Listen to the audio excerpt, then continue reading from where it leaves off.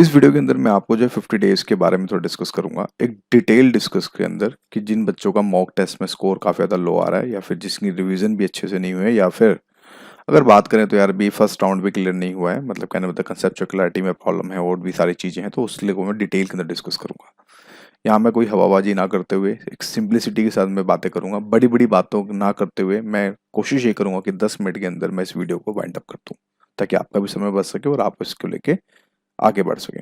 मेरा यहाँ पे जो काम है सिर्फ एक आइडिया प्रोवाइड करना है दोस्तों। बाकी इसके कुछ बातें मेरी अगर अच्छी लगे तो उसको एडिट कर लो, कुछ बातें खराब लगे तो उसको डिलीट मार लो और मेक योर ओन प्लान।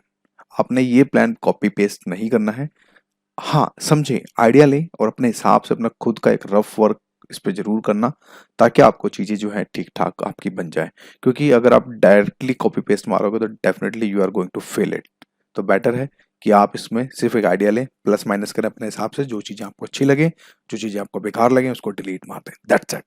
आगे बढ़ने से पहले कुछ मीमी को देखते हैं, जैसे फॉर एग्जाम्पल इसी को देखते हैं। टू अगर हम देखें कि भाई अगर प्रिपरेशन के दौरान देखें तो हमें कुछ इस तरह की चीजें दिखती हैं, और जब सिलेक्शन हो जाता है तो ऑफ कोर्स चीजों पे स्माइल और एवरीथिंग, कॉन्फिडेंस एक अलग ही रुतबा रहता है।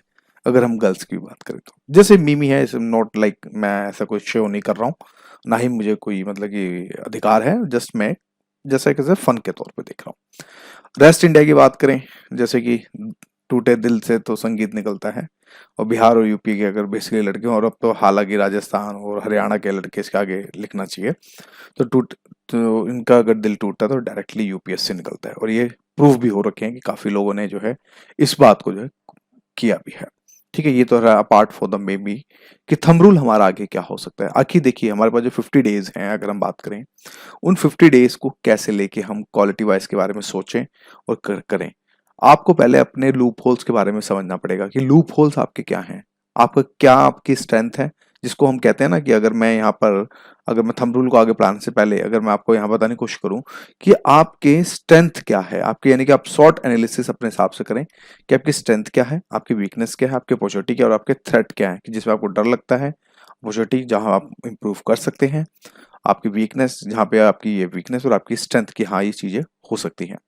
देखो, 50 डेज का थंब रूल क्या है, द बेस्ट पार्ट है जिस तरह से अगर हम देखें 2000, अगर मैं पेन को थोड़ा डार्क ले लूं, एक मिनट में थोड़ा सा डिफरेंट, हाँ, अगर मैं अगर बात करूं 2019 से, अगर मैं पेपर को लूं 19 के बाद से हमने ट्रेंड को थोड़ा डिफरेंट एक पैटर्न में हमने देखने को देखा।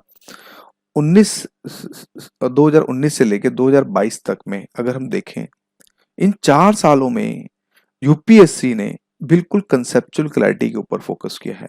यानी कि जो ये ट्रेंड था, ये ट्रेंड सेम हमारा 1995 2000 के आसपास का ट्रेंड हमें देखने को मिल रहा है। कहने का मतलब यहाँ पे ये है कि आप कुछ भी एक्सपेक्ट नहीं कर सकते कि हाँ इसी में से पूछेगा, इतने एरिया से पूछेगा, नहीं। एक्सपेक्टेशन वालों की धज्जियां उड़ा रखी है। देखो, बड़े बड़े कोचिंग सेंटर्स, मैं नाम नहीं लूंगा, आप समझ जाए, मैं जो भी ऑनलाइन कोचिंग सेंटर्स हैं जो वेबसाइट्स के थ्रू अपना अपना धंधा चलाते हैं, वो क्लेम करते हैं कि 80% हमारे में से आया, ये है, वो सब फेक है दोस्तों। कोई एक वर्ड मैच हो जाता है उसको लिंक के साथ से डाल देते हैं, और नॉट पॉसिबल टू डाइजेस्ट एक किसी की वेबसाइट को आप डाइजेस्ट कर पाए जो डेली अगर जो वेटेज दे रहा है, करीब अगर आप कॉपी पेस्ट भी करेंगे तो अगर 30 पेज निकलते हैं डेली बेसिस पे, और 30 को आप 365 से करेंगे तो मेरे हिसाब से कुछ मोर देन काफी ज्यादा हो जाएंगे, ये बहुत ज्यादा मुश्किल होता है। तो अभी क्या फोकस, अभी आपको कंसेप्चुअल क्लैरिटी के ऊपर भागना पड़ेगा। मैं ट्रस्ट में, बाकी मैं इंपॉर्टेंट चैप्टर्स भी लाऊंगा टॉपिक वाइज, जिसके अंदर पॉलिटी के लिए इतना करना है एटलीस्ट, ज्योग्राफी के लिए इतना करना है, हिस्ट्री के लिए इतना करना है, इन्वायरमेंट के लिए इतना करना है, साइंस टेक के लिए इतना करना है, ये सेपरेट सेक्शन में लेके आऊंगा।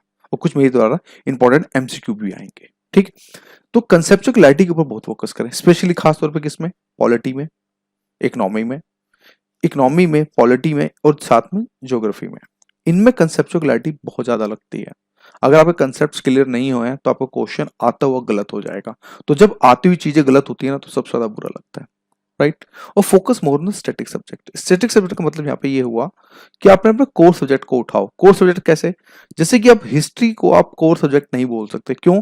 अगर हम 2022 का पेपर देखें, टू बी ऑनेस्ट, या 20 क्वेश्चन के आसपास आए थे, सच बता रहा हूँ, 5 या 6 ही क्वेश्चन बनाए जा सकते थे। अगर हम एक नॉर्मल एस्पिरेंट की बात करें जिसने स्पेक्ट्रम पढ़ी है, ओल्ड एनसीईआरटी पढ़ी है, बस एक जो नॉर्मली जिस पे बंदा डिपेंड होता है। बोलने वाले तो ये भी बोल देंगे कि 15 क्वेश्चन हो सकते थे, 14 क्वेश्चन हो सकते थे, वो एक अलग कहानी है, मैं उस पर नहीं बढ़ने वाला। पर एक रियल एस्पिरेंट अगर जो सच में मेहनत कर रहा है, स्पेक्ट्रम और ओल्ड एनसीईआरटी पे रिलेट करता है, तो वो 5 से 6 क्वेश्चन ही बना पाता, इससे ज्यादा नहीं बन पाता, क्योंकि क्वेश्चंस बहुत ज्यादा वेग यानी अस्पष्ट दिख रहे थे, समझ नहीं आता किस पे टिक लगाएं किस पे ना लगाएं। तो आपने स्टैटिक सब्जेक्ट्स को क्या कोर जोन में लो, मैं आपको बोलूंगा इकोनॉमी पे फोकस करो। इकोनॉमी नहीं समझ आती, मोनाल देख लो, नहीं समझ आती कंसेप्चुअलिटी के हर एक टॉपिक का के आगे, मतलब फॉर एग्जांपल किसी को रेपो रेट समझना है, रेपो रेट डालो और आगे यूट्यूब वीडियो पे डालो, दुनिया भर की वीडियो मिल जाएंगी, उस पर आप सर्च कर लो, किसी के लिए कोई स्पेशली कोई कोचिंग वोचिंग की जरूरत नहीं होती। इसी की जैसे कोर जोन में आपका इकोनॉमी हो गया, आपका पॉलिटी हो गया, आपका ज्योग्राफी हो गया, इन्वायरमेंट हो गया और आपका साइंस टेक हो गया। इन 5 को आप कोर जोन बना के जरूर चलो, क्योंकि 5 को अगर कोर जोन बना के चलोगे तो देख लेना आपके करीब 40 टू 45 क्वेश्चंस आपके यहीं से हो जाएंगे। बाकी रेस्ट भाई हिस्ट्री भी पढ़ी रहा आदमी, तो थोड़े बहुत वहां से, कुछ करंट अफेयर से, तो सिलेक्शन होने के चांसेस बहुत ज्यादा हो जाएंगे। सी सेट को निगलेक्ट मत करना। सी सेट को अगर आपने अभी लास्ट 50 डेज में किया, लाइटली ले लिया, तो बॉस फिर ये यूपीएससी आपको लाइटली ले लेगा। और किसी का भी करंट अफेयर एक ही पढ़ो। मैं देखता हूँ हमारे गुरुकुल का ऑफलाइन प्रोग्राम भी होता है जहाँ हमारे बच्चे कोचिंग लेते हैं, मतलब ऑफलाइन में गाइड करता हूँ। मैंने यहाँ पे सबको एक ही बात बोली है, एक ही करंट अफेयर पढ़ो, चाहे आप किसी का भी पढ़ो यार। कुछ बच्चे हैं, कोई इनसाइट का पढ़ रहा है, कोई विजन का पढ़ रहा है, कोई राउस का पढ़ रहा है, कोई इधर उधर का पढ़ रहा है, ठीक है, लेकिन एक ही पढ़ना है। मैं ये बोलूंगा एक ही करंट अफेयर के साथ स्टिक रहना। ये नहीं आपने कुछ इधर से उठा लिया, कुछ उधर से उठा लिया, कुछ इधर से उठा लिया, वो सिस्टम नहीं करना।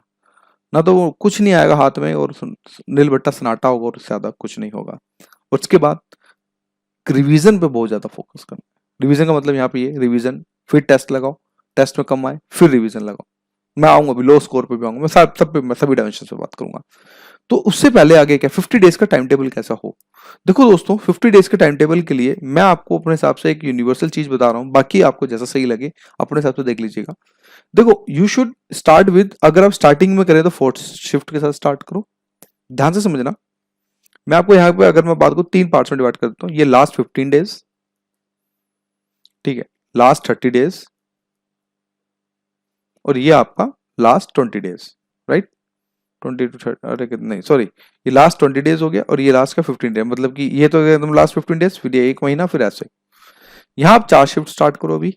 इसके अंदर 2 सब्जेक्ट आपके जीएस के होने चाहिए, जीएस लगाओ, जिसमें आपको कोई भी आप अपने अकॉर्डिंग 2 सब्जेक्ट आप जीएस के लगाओ।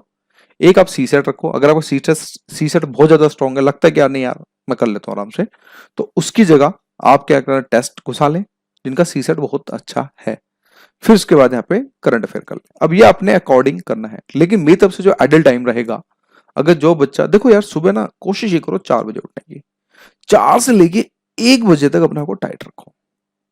देखो 4 से अगर हम 1 बजे तक देखेंगे तो कुल मिला के आप देखेंगे तो कुल 7 घंटे होते हैं, 4 से 6 और 6 से 5 11 9 घंटे होते हैं, सॉरी 9 घंटे में इस आपने इस 1 बजे तक की शिफ्ट को बहुत ज्यादा टाइट रखो। टाइट का मतलब ये 4 बजे उठा, 4:15 बजे बैठ गया, 4:15 से लेके 7:30 तक लिया, फिर आधे घंटे का ब्रेक लिया, फिर 8 बजे बैठा, फिर 11 बजे तक पढ़ा, फिर आधे घंटे का ब्रेक लिया 11:30 से लेके 1 बजे तक। बस ये 3 शिफ्ट में आपने क्या करना है, स्टार्टिंग के जीएस के 2 शिफ्ट लगानी है। इसमें आपने चाहे रिवाइज करें, चाहे पढ़ें, चाहे कंसेप्ट क्लैरिटी करें, चाहे कुछ भी करें, ये सारी चीजें आपकी इसमें रहेंगी। फिर 1 बजे आप खाना खा लें, 1 बजे से लेकर 3 बजे तक सो जाएं। सोना भी बहुत जरूरी ताकि आप रिफ्रेश हो जाएं। 3 बजे के बाद आप सी सेट स्टार्ट कर लें या फिर टेस्ट लगा लें, और लास्ट में आप अपना करंट अफेयर देख लें, या फिर टेस्ट को लास्ट में कर सकते हो, करंट अफेयर को बीच में ला सकते हो, एज डिपेंड आपकी स्ट्रेंथ क्या है और आपकी वीकनेस क्या है, ठीक है। इसके बाद जैसे ही आपके 20 दिन खत्म हो, फिर इसके बाद यहाँ पे आप चाहें तो 5 शिफ्ट कन्वर्ट कर लें या फिर आप 4 ही रहने दें, डिपेंड करेगा अब ये आपके ऊपर कि आपने क्या एडिट करना और क्या छोड़ना है। यहाँ पर आपने एक डेली का टेस्ट भी जरूर लगा के चलना है।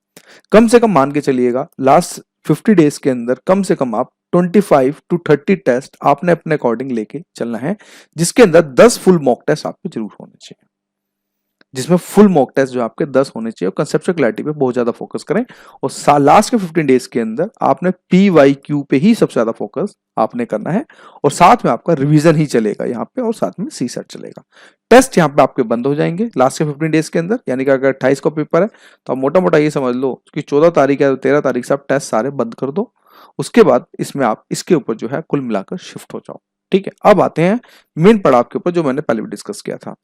ध्यान से देखो, अगर आप इस 4 सेक्शंस को, पॉलिटी आपका, ये आपका इंडियन ज्योग्राफी, आपका इन्वायरमेंट, ठीक है, और आपका इकोनॉमी और साइंस टेक, अगर आप इसको एनालाइज करो, इस पोर्शन को एनालाइज करो, तो अगर आप इन दो को एनालाइज करो तो यहां से 27% ही क्वेश्चन बन रहे हैं, जिसमें से भी चांसेस है, जिसमें करंट अफेयर के भी चांस है और हिस्ट्री के भी चांस है कि आप कुछ क्वेश्चंस इसमें से कहीं ना कहीं कुछ क्वेश्चंस कर लोगे, लेकिन सबसे ज्यादा क्वेश्चन जो है इसी रेंज में से आ रहे हैं।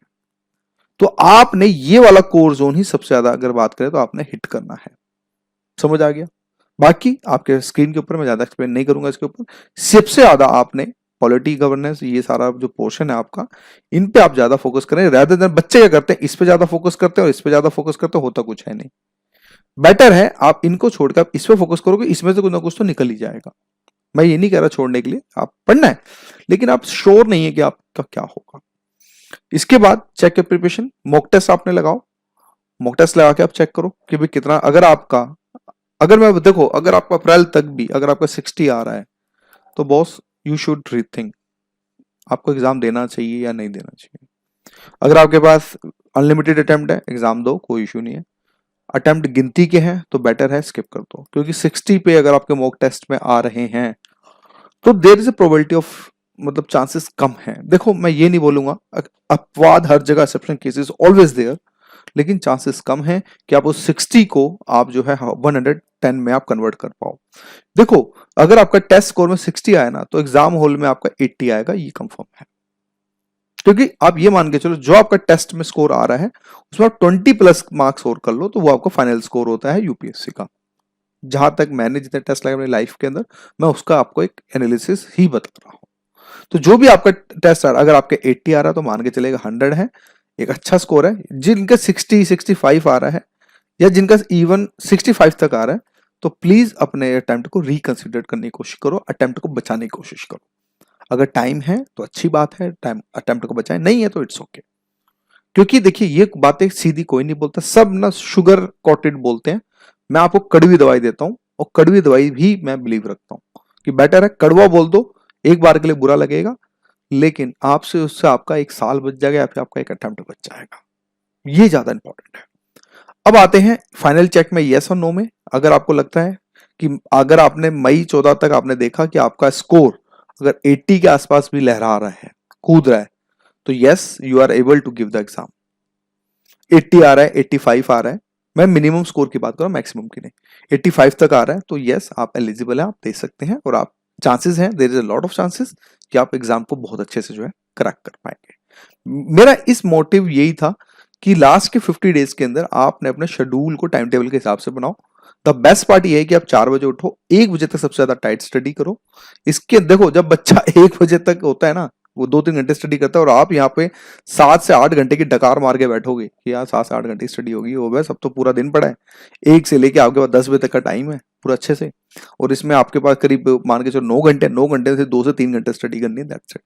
और अपने टाइम टेबल को देखो, मैं ये नहीं कहता, डिपेंड करता, कोई एस्पिरेंट 8 घंटे पढ़ता है, कोई 9 घंटे पढ़ता है, कोई 10 घंटे पढ़ता, डिपेंड करता है हर आदमी कैपेसिटी के ऊपर, पर ऑन एवरेज आपने 8 से 9 घंटे तो जरूर ही रखने हैं।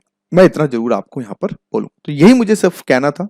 इसके अलावा दोस्तों और भी यूट्यूब पे बहुत लोग अच्छी अच्छी बातें करते हैं, आप उनकी भी सुनो, कोई दिक्कत नहीं है, लेकिन करो अपने मन की और अपने खुद के अपने हिसाब से कीजिए। तो आज की वीडियो के लिए इतना ही, फिर बाद में फिर मिलेंगे। So thank you for watching my video.